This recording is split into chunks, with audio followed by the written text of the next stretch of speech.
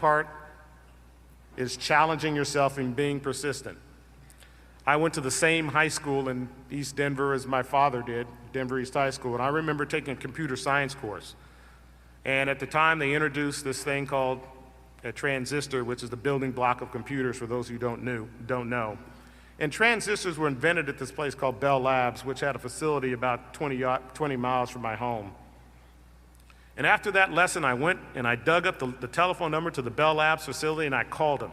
I said, "Do you have summer internships?" They said, "We absolutely do." I said, "Fantastic."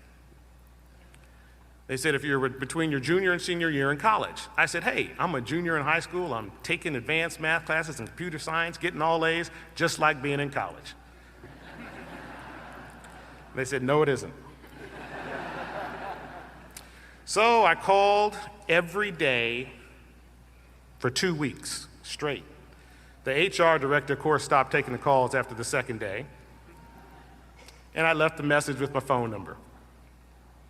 Then I called every Monday for 5 months. And every time I called, the receptionist just chuckled, and she took my name, and she took my number, and she said, "We'll get back to you if there's an opening." And I kept at it. And to my surprise, the human resources director called my house in June and said, "Listen, an intern from MIT didn't show up. We have an extra slot. We're not promising you anything, but why don't you come on in and interview?" Now, of course, I knew I was the most qualified candidate for this job. And the truth is, I went in, I interviewed, I got the job. Now, it probably wasn't because I was the most qualified candidate. It's probably I was the only one that had a valid telephone number for it. Because this was before the age of cell phones and messaging systems.